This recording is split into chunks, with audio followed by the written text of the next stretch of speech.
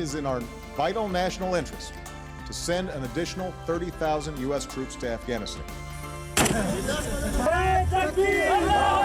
Because I feel that there's some very urgent problems which the world must address.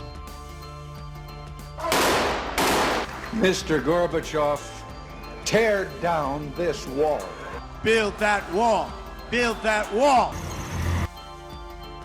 Но нет никаких доказательств того, что мы...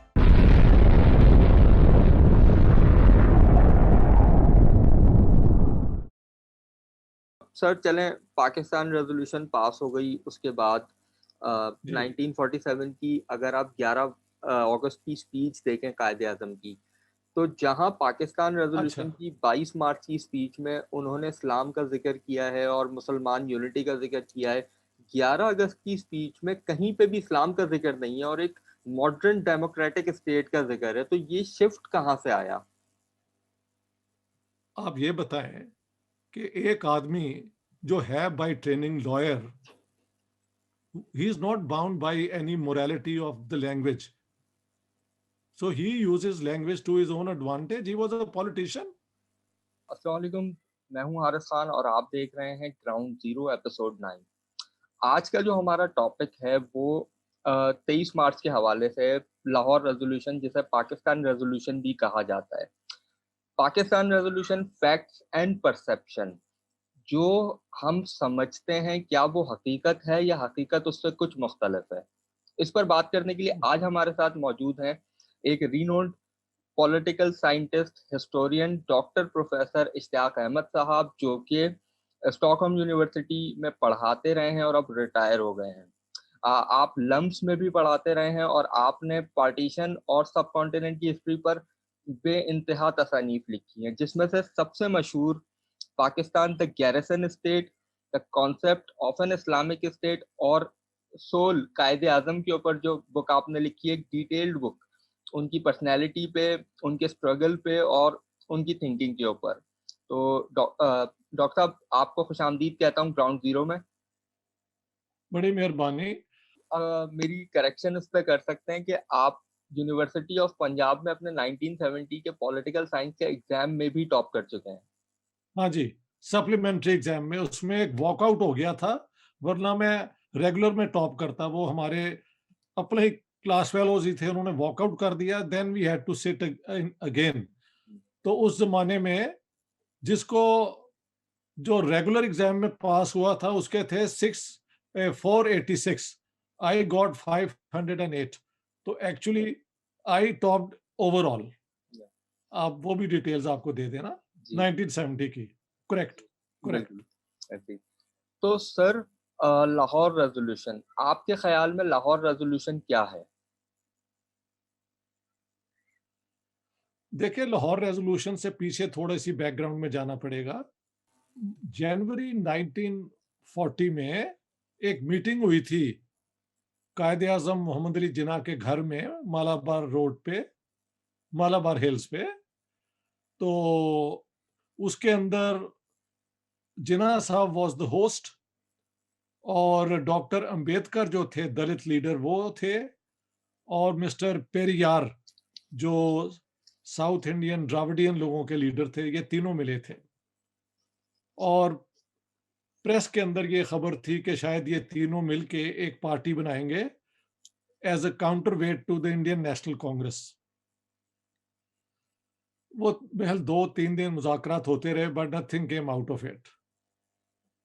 तो फिर 16 जनवरी 1940 को महात्मा गांधी का एक खत है कायदे आज़म के नाम। इट स्टार्ट्स, माय डियर कायदे आज़म, I refer to you as Qaede Azam because everybody calls you Qaede Azam. So. You are the only leader in India who can create an alternative national party to the Indian National Congress.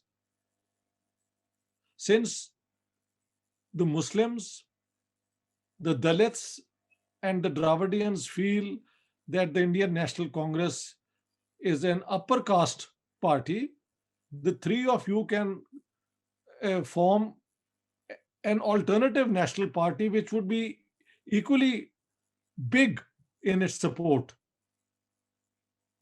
Mohammad Ali Jinnah overruled that.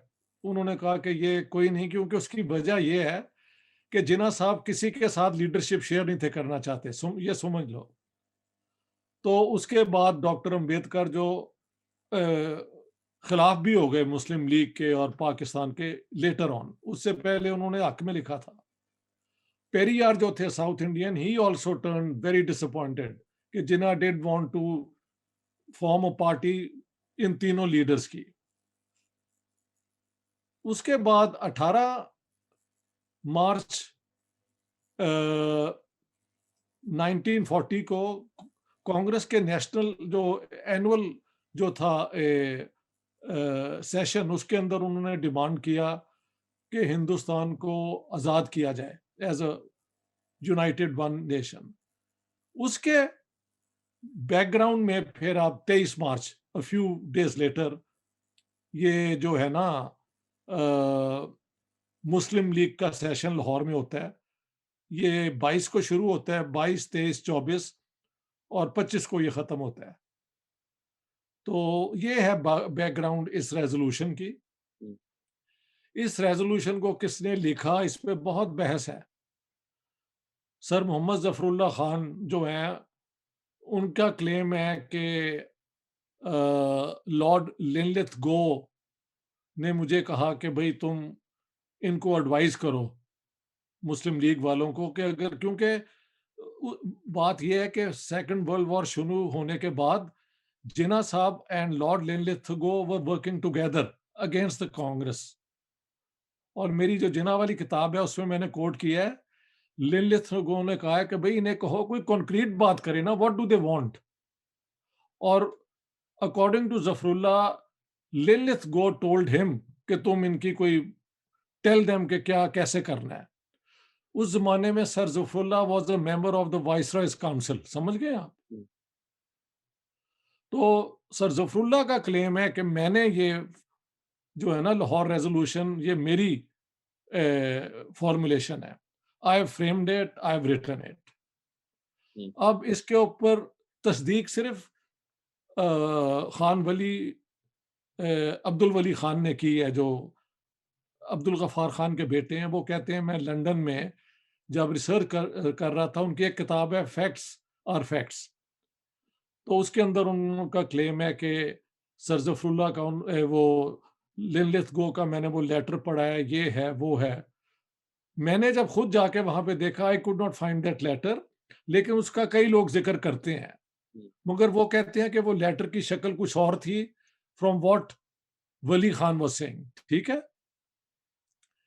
But the important thing is sir Zafarullah claims it and Wali Khan who was opposed to the Jamaat Ahmadiyya confirms it कि ये अंग्रेजों की कहने पे इन्होंने किया था। और वली खान ने इल्जाम लगाया, यानी उसने ये आर्ग्यू किया कि क्योंकि Qadiani had framed this resolution, तो ये पब्लिक नहीं किया गया उस वक्त के हु वाज द ऑथर।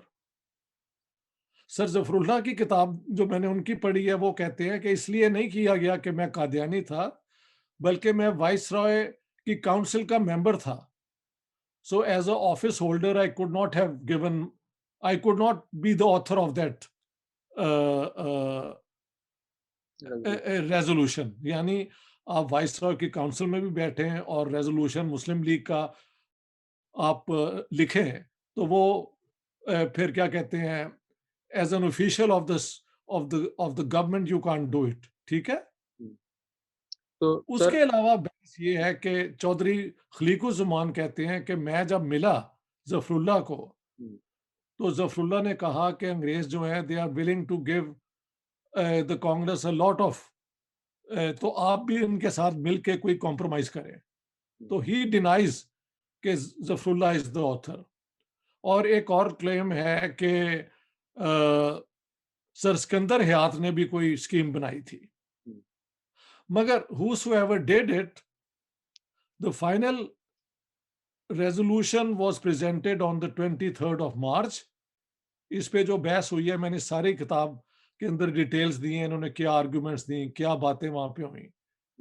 और कौन किस लोगों ने इसमें हिस्सा लिया उस डिबेट के, वो सारी details are given in my Jinnah book, ठीक है।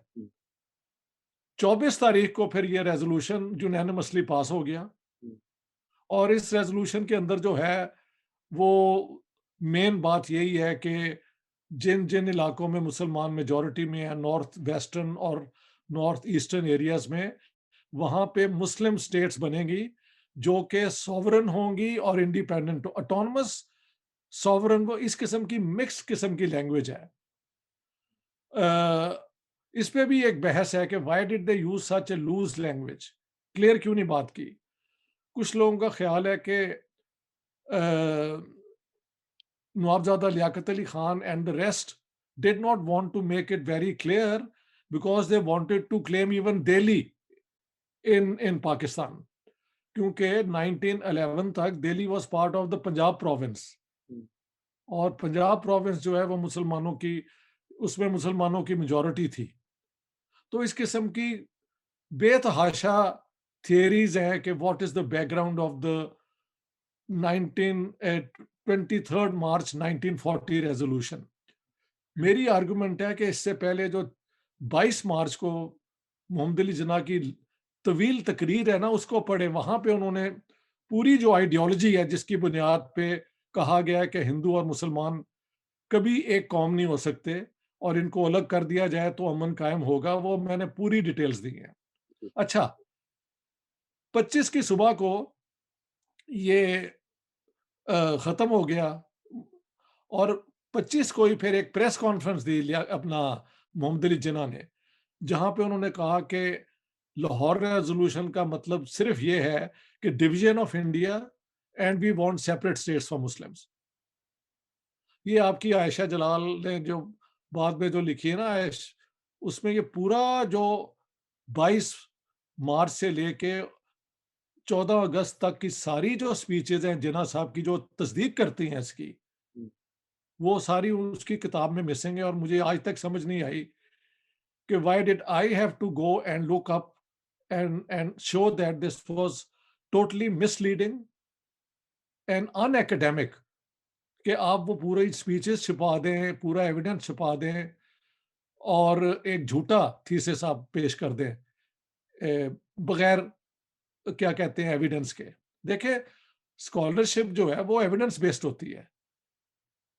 तो I have given all the evidence where Jinnah over and over and over says we want Pakistan, we want the division of India, and anybody who thinks we are using Pakistan as a bargaining chip is an agent of the Congress. ये जिन्ना साहब की speeches है जो आयशा जलाल ने वो भी missing कर दी हैं, और जहां पे उन्होंने बार बार महल कई 100 दफा कहा है, और वो मेरी किताब में अक्सर उनकी वर्डिंग से मैंने वो सारी स्पीचेस दी हैं। तो ये बैकग्राउंड है। तो अब मैंने आपको पूरी बैकग्राउंड दे दी है।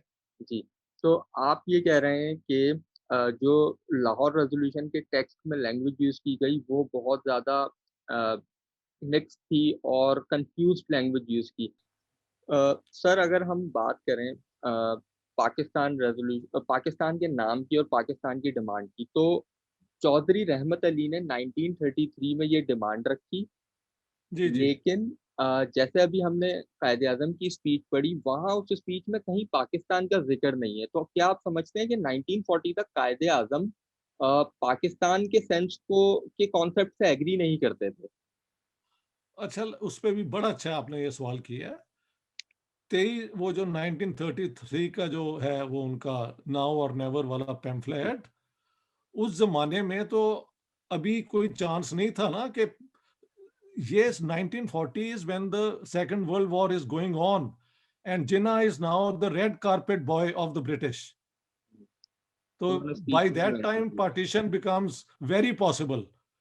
कि अंग्रेजों ने अगर हमारी मदद लेनी है तो हमें देंगे क्या। 1933 में तो अभी कोई ऐसी बात ही नहीं ना थी। सेकेंड वर्ल्ड वॉर शुरू होने के बाद Jinnah felt he was in a strong position to negotiate. समझ गए ना आप कि आप हमारी मदद लें और हमें क्या देते हैं। तो लिहाजा द कॉन्टेक्स्ट चेंजेस। और पाकिस्तान का लफ्ज उन्होंने बाद में इसलिए इस्तेमाल किया है कि ये चौधरी रहमत अली ने कॉइन किया था ना, एंड जिन्ना हेटेड रहमत अली। लेकिन बाद में जब ये लाहौर रेजोल्यूशन पास हुआ तो इसको पाकिस्तान का नाम कांग्रेस और सिख प्रेस ने दे दिया था। उन्होंने इसे पाकिस्तान रेजोल्यूशन कहना शुरू कर दिया because actually this idea was given by Chaudhry Rehmat Ali, और उसने पाकिस्तान का तब जब रेजोल्यूशन फ्रेम किया था ना वो अपना तो it was in the air, but now the Muslim League was adopting it. तो that is the background. Sir आपने कहा कि पाकिस्तान का जो 23 मार्च के बाद पाकिस्तान रेजोल्यूशन के बाद जो मुस्लिम और सिख प्रेस के अंदर पाकिस्तान के इस आइडिया को बहुत ज़्यादा प्रमोट किया गया, तो मेरी रिसर्च में ये मैंने कहीं पढ़ा था कि ये कॉन्सेप्ट हिंदू प्रेस ने प्रेजेंट किया कि जिन्ना वांट अ सेपरेट होमलैंड और जिन्ना वांट पाकिस्तान। तो क्या ये सच नहीं? नहीं, सच ये है कि अगर जो तो ये अब ये लाहौर रेजोल्यूशन है ये पाकिस्तान डिमांड कर रहे हैं, ये सच है। जी सही। भाई यार बात सुनो, हम्म, चौधरी रहमत अली ने तो नाम दिया था ना, और जिना की, और वो क्या कहते हैं रहमत अली का इट कुत्ते दा वैर पंजाबी में कहते हैं। वो रहमत अली को तो पाकिस्तान में रहने भी नहीं दिया गया, he had to run away. लेकिन सारी रहमत अली की आर्गुमेंट्स फिर मोहम्मद अली जिन्ना ने इस्तेमाल की हैं विदाउट एक्नॉलेजिंग। जिन्ना ने कभी एक्नॉलेज नहीं किया कि मैंने ये आइडियाज कहां से लिए हैं। इकबाल को भी यूज किया और रहमत अली को भी किया, but name Pakistan was given bye रहमत अली। जब ये उन्होंने दिया तो तब पाकिस्तान की अभी कोई चांस नहीं था, लेकिन सेकेंड वर्ल्ड वॉर होने के बाद यही तो कॉन्टेक्स्ट बदल गया ना।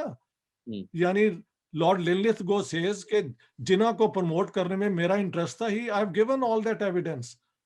और उन्होंने कहा कि अगर जिना हमारा सपोर्ट ना करते तो शायद हम इंडिया को we could not have held on to India. ये सारे फैक्ट्स किताब के अंदर आ चुके हैं। जी तो इन्होंने वहां पे अभी तक पाकिस्तान का नाम इसलिए नहीं था लिया बिकॉज अभी तो पहली डिक्लेरेशन हुई थी, उसके अंदर ये मुख्तलिफ इलाकों से मुसलमान आए हुए थे, उनके साथ बैठ के अभी प्रोग्राम बनना था ना। अभी तो ये था कि कांग्रेस को अपोज करने के लिए और अंग्रेज को साथ मिलाने के लिए आप ये बयान दें। मसलन मैंने वहां पे ये भी बताया है कि पंजाब गवर्नर जो थे sir Henry Craik, he was final जो उनकी पार्टी हुई है मुस्लिम लीग की, he was the chief guest. तो पंजाब गवर्नमेंट ने सारा फैसिलिटेट किया ये लाहौर सेशन मुस्लिम लीग का। Sir Sikandar Hayat was the chief minister of Punjab at that time, he was the host, और Punjab governor came as the chief guest यार, और क्या चाहिए। तो ये तो सारी गवर्नमेंट ने इनको प्रमोट किया है क्योंकि उस जमाने में सेकेंड वर्ल्ड वॉर शुरू हो गई थी and they didn't want any opposition in India. So what do? You promote the Muslim League as a counterweight to the Congress. That's all. Sir आपने जैसा कहा कि ऑटोनॉमस स्टेट्स उनकी डिमांड नहीं था, लेकिन पाकिस्तान रेजोल्यूशन सबसे पहले सिंध असेंबली में इसकी करारदाद मंजूर हुई, और पाकिस्तान बनने के बाद जीएम सैयद ने सिंध की ऑटोनॉमी मांगी और अपोज किया सिंध को एज एन ऑटोनॉमस स्टेट। तो अगर पाकिस्तान का कॉन्सेप्ट जो कायदे आजम ने सबको बताया था वो ऑटोनॉमस स्टेट का नहीं था, तो जीएम सैयद ने उनका साथ क्यों दिया? बात सुनो यार, ऑटोनोमस स्टेट का मतलब क्या है पहले? I don't want to understand as a political concept what is an autonomous state. A state is either independent or if it is autonomous then it's a province. You can't have a state which is autonomous. A state, in order to be a full state, must be independent and sovereign. समझ गए ना? Autonomous तो होते हैं regions within a state. तो सिंध की autonomy, Balochistan की autonomy, Bengal, ये autonomy within the Federation of Pakistan होगी ना।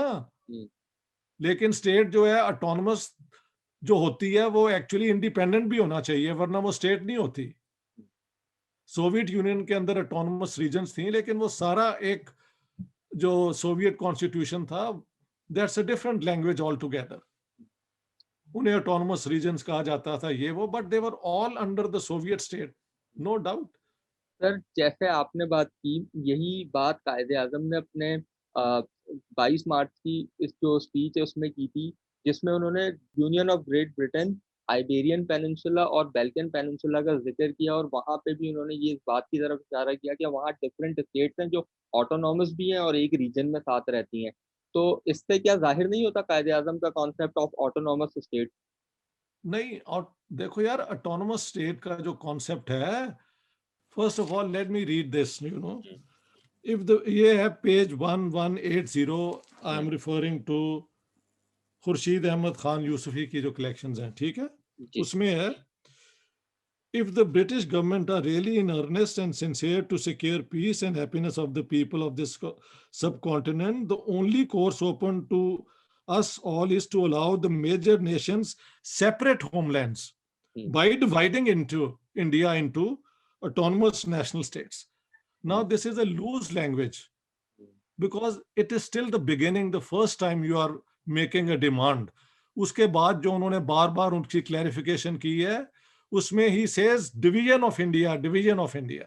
But when you formulate the first time and you are a lawyer, you just want to go and test how you will use the language. ये loose language है ना. But if you say to separate homelands, separate homelands, separate means separate, doesn't it? जी। अच्छा, आगे चलते हैं। वो जो आपका जो आपने, अच्छा, history has presented us many examples such as the union of Great Britain and Ireland, Czechoslovakia and Poland. History has shown to us many geographical tracts much smaller than the Indian subcontinent, which otherwise might have been called one country, but which have been divided into as many states as there are nations inhabiting them. Balkan Peninsula comprises as many as 7 to 8 sovereign states.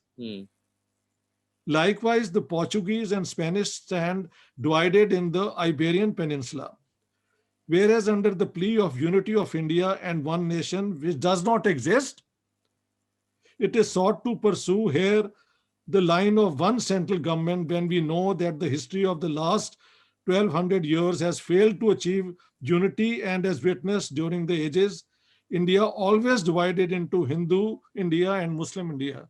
अब ये नहीं पढ़ रहे तुम साथ साथ यार, वो तो उसको कह रहे हैं कि ये हुआ ही नहीं कभी. The present artificial unity of India dates back only to the British conquest and it's maintained by the British bayonet. But termination of the British regime, which is implicit in the recent declaration of His Majesty's government, will be the herald of the entire breakup with the worst disaster than ever taken place during the last 1000 years under Muslims. Surely that is not the legacy which Britain would bequeath to India after 150 years of her rule, nor would Hindus and Muslims risk such a catastrophe. यानी United state छोड़ के जाना तो इतनी बड़ी कैटेस्ट्रफी होगी. जी। अगर हम कायदे आज़म की 22 मार्च की स्पीच का फिर जिक्र करें तो और उसको इलेक्शन के कॉन्टेक्स्ट में देखें 1937 के इलेक्शन के, तो उसके बाद मुस्लिम लीग क्योंकि उसमें बुरी तरह हार गई थी, उसके बाद मुस्लिम लीग ने फिर अपनी ग्राउंड लेवल पे काम करना शुरू किया, जो उनकी स्पीच में भी इस बात का जिक्र है कि प्रोविंशियल ग्राउंड्स पर मुस्लिम लीग ने काम किया है और काफ़ी बेहतर काम किया है. अब अगर उनकी डिमांड ऑटोनॉमस पाकिस्तान की नहीं होती तो फिर क्या पॉसिबल डिमांड थी जो वो रख सकते थे आगे? देखें, अभी 1940 पहली दफा तो ये रेजोल्यूशन आ रहा है, उसके अंदर अभी उन्होंने टेस्ट करना था कि देखे ना, मुस्लिम माइनॉरिटी इलाकों के भी तो आए हुए थे लीडर, उनको भी कैरी करना है किसी तरीके से. सिंधी आए थे, ये बाकी आए थे और ये धड़े थे, ये फैक्शंस थे. कोई ऐसा अपना जीएम सैयद का धड़ा था, कोई और लोगों का धड़ा था. उन सारों को एक लूज लैंग्वेज से शुरू किया है ना, लेकिन जब प्रेस कॉन्फ्रेंस की है जहां पे एक्सप्लेन करना पड़ा, he says the division of India. And then when you read my book, from that speech onwards, read them until 1947 and tell me once when he has said we didn't want the division of India. तो ये game क्यों फिर खेलते हो यार? अगर आपने speech पढ़ी है तो उसके अंदर तो उन्होंने बार बार बार कहा है कि we want a division of India. Sir, आपने जिस तरह इस बात का जिक्र किया कि उन्होंने लूज लैंग्वेज यूज की है, तो उससे जो शुरू में किया है, पहली दफा की है ना, इन द बिगिनिंग, और बाद सारी उम्र एक्सप्लेन करते रहे हैं कि उसका मतलब क्या है. जब उन्होंने कहने के बाद उसके कॉन्सिक्वेंसेस जब आए हैं, तो then what he said is important कि नहीं? So why are we hiding against what he has said subsequently? बार मैंने तो कई 100 दफा बताया, उन्होंने कहा कि बिल्कुल हम नहीं चाहते sharing of power, we want our separate state. तो सर, ये फिर हाँ जी, तो आपका कहने का मतलब यही है कि मुस्लिम लीग का next step a separate homeland था। हाँ बिल्कुल, जी, ऑफ ठीक। कोर्स। सर, जैसे कि जिन्ना साहब ने अपनी 22 मार्च की स्पीच में इस बात का भी जिक्र किया है कि जो लेटर उन्होंने वायसरॉय को लिखा था, जिसमें उनकी डिमांड ये थी कि जो इंडियन एक्ट ऑफ 1935 था, इससे हटके अगर कॉन्स्टिट्यूशन का एक फ्रेमवर्क आता है तो उस पे हम एग्रीड हैं, मगर वायसरॉय ने उस डिमांड को रिजेक्ट कर दिया था। तो इसके बाद क्या उनके पास यही ऑप्शन नहीं था, या और भी कोई ऑप्शन था जिसको वो यूज कर सकते थे?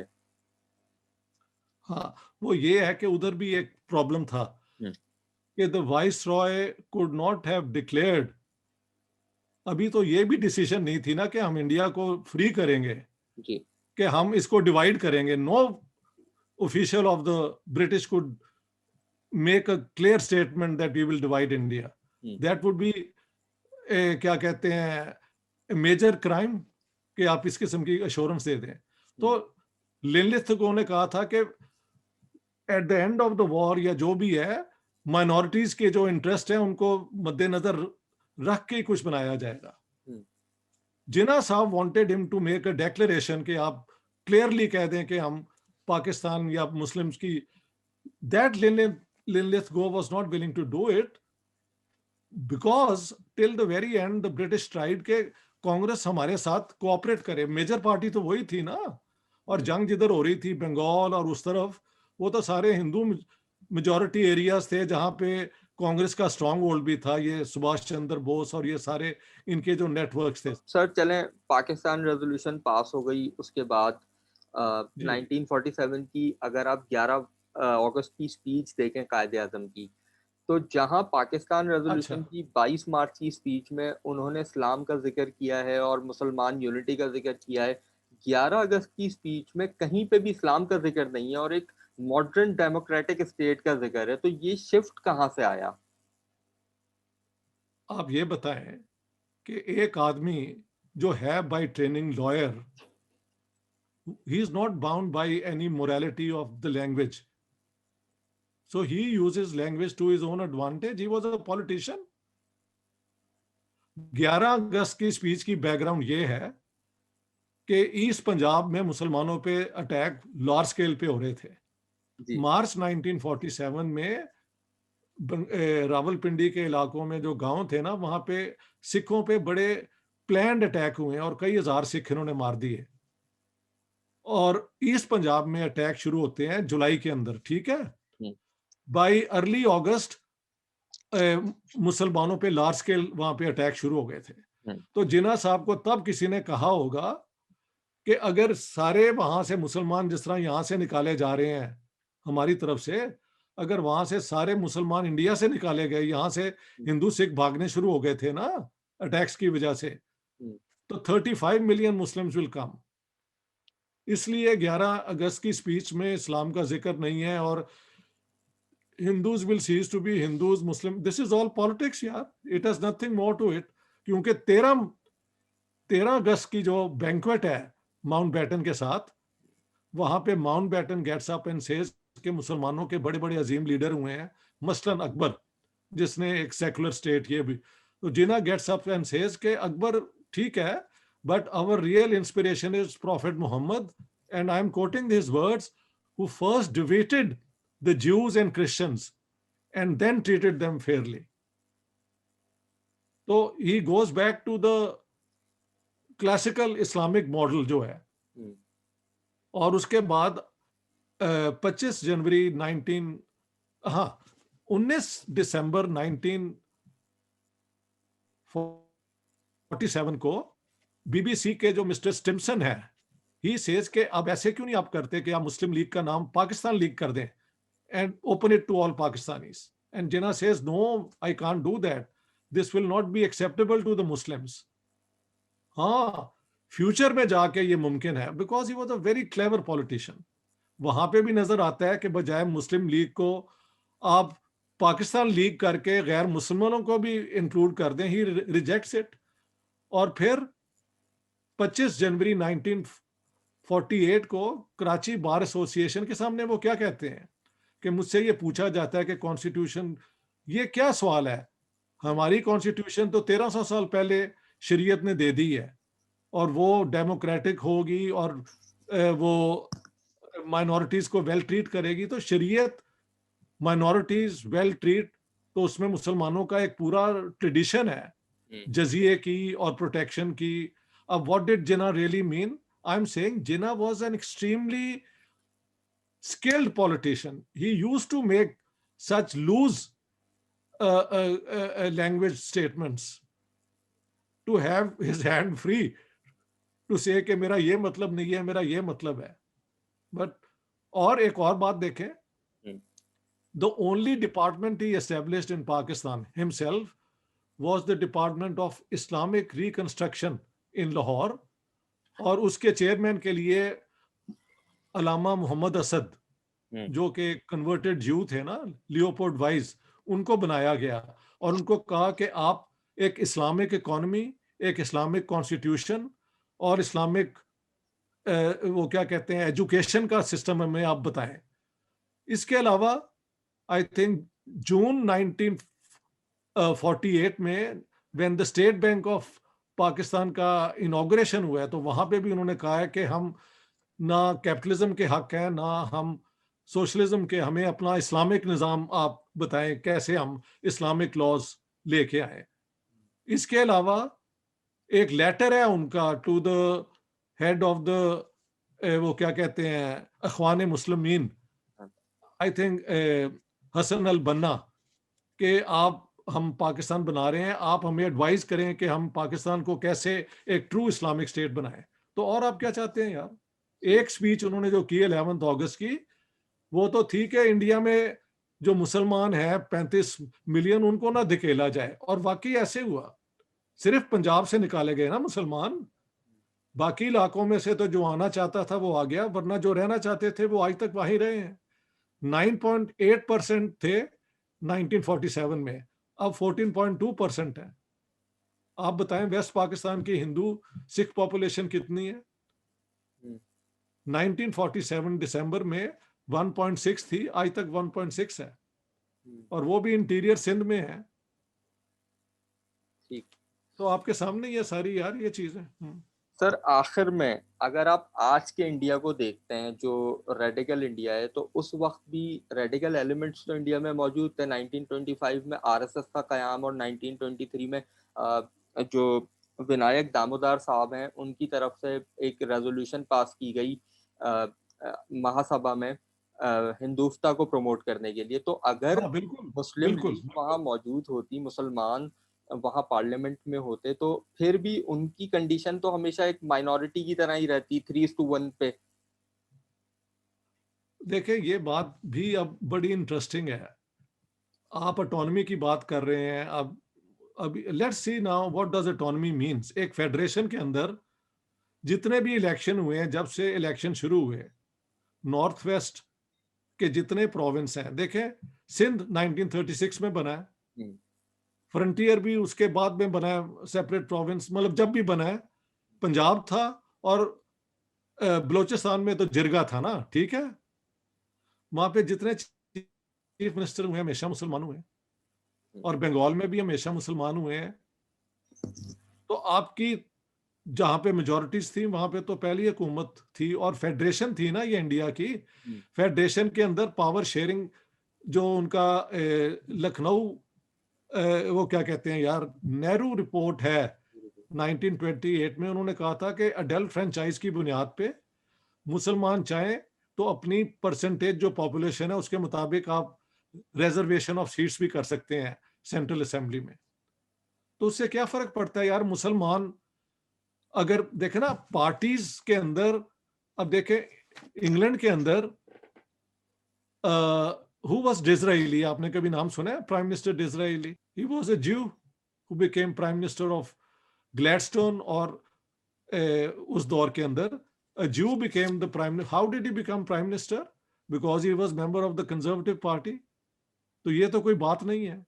मुझे तो ये यकीन है कि अगर मुसलमान वहां पे रहते, और एक और बात भी सुनो, फौज के अंदर हालांकि उसका परसेंटेज मुसलमानों की 25% से नीचे थी, है, आर्मी के अंदर 138 से 42% मुसलमान थे, पुलिस के अंदर मुसलमानों की ओवर रिप्रेजेंटेशन थी, क्योंकि कॉलोनियल पावर हमेशा माइनॉरिटीज को लेकर चलती है अपने साथ मेजॉरिटी को रखने के लिए. जिस तरह सीरिया के अंदर ये जो हैं अलवाइट्स, इनको द फ्रेंच ने प्रमोट किया था ना, वरना मेजॉरिटी तो सीरियंस जो है वो सुन्नी मुसलमान अरबों की है.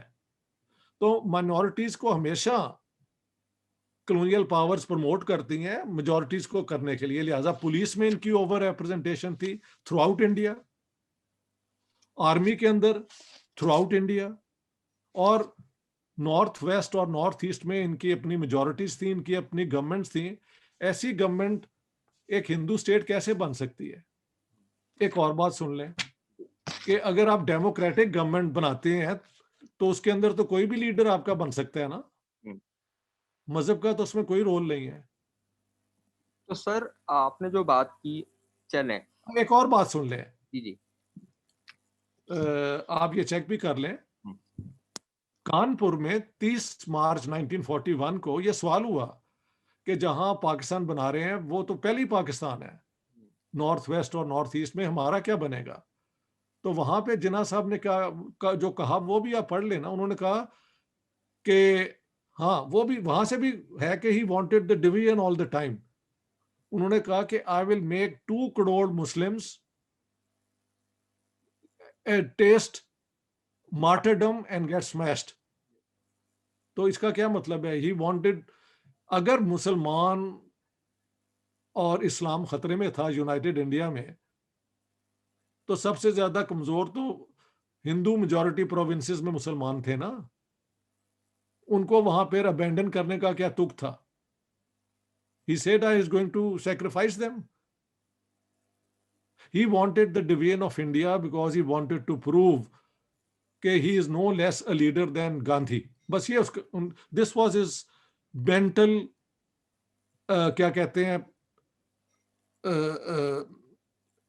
he was convinced about the truth to prove that he was as great a leader than as Gandhi. और वो जब पाकिस्तान बन गया तो आप ये देखें ना, पाकिस्तान बनने के बाद why did he not become prime minister of Pakistan? When you become governor general and use the powers of the prime minister and governor general, तो उसका रिजल्ट क्या हुआ कि आज तक कभी पार्लियामेंट्री डेमोक्रेसी पाकिस्तान में मजबूत नहीं हो सकी. भाई गवर्नर जनरल तो नहीं ना होता चीफ एग्जीक्यूटिव एक स्टेट का, प्राइम मिनिस्टर होता है पार्लियामेंट्री डेमोक्रेसी में. ही बिकेम गवर्नर जनरल, लेकिन जब तक वो he was in good health, all the cabinet meetings were presided by Jinnah and the decisions were taken by Jinnah. Liaquat Ali Khan तो quietly he used to sign the documents. तो ये एक उनकी अपनी डिमांड भी थी that he wanted to be enjoy all powers. I'm sure he felt that it was in the best interest of Pakistan. That's a different matter. But I'm saying कि he could have become the prime minister, जैसे कि Nehru became prime minister. Gandhi ने तो छोड़ के कलकत्ता जाके मुसलमानों के अंदर बैठ गए ना ताकि उन पे अटैक ना हो. He didn't even take any position. Jinnah साहब became governor general and had the powers of the prime minister as well. वो भी पढ़ो मेरी किताब में पूरा चैप्टर. ठीक है. वैसे तो ये मेरा आखिरी सवाल था, लेकिन आपने जिस तरह बात की मुसलमान एज अ फ्रेंचाइजेस की, जो नेहरू साहब ने एक पॉलिसी प्रेजेंट की थी, तो फिर अगर हम उसको भी देखते हैं और आज के सेक्युलर इंडिया को देखते हैं, तो क्यों आज तक इंडिया में कोई मुस्लिम प्राइम मिनिस्टर नहीं बन सका? अच्छा, ये बड़ा इंटरेस्टिंग सवाल है. प्रेसिडेंट तो कई बने हैं ना, मगर सर प्रेसिडेंट का तो रोल सेरेमोनियल ही होता है, असल पावर तो प्राइम मिनिस्टर के पास होती है. बात यह है कि स्टेट में और इलेक्शन में तो लोग वही जीत के आते हैं ना जो वोट कैचिंग जिनकी कैपेसिटी होती है. मुसलमानों का उस दिन से, ये तो आप वो क्या कहते हैं, अबुल कलाम आजाद का जो वो है, उनकी तकरीरें सुन लें कि मुसलमानों, क्या तुम तो यार ये सारी स्टेट हिंदुओं के, जहां पे 80% हिंदू पॉपुलेशन से वोट लेके आगे आना है, तो वहां तो मसला और हो जाता है ना।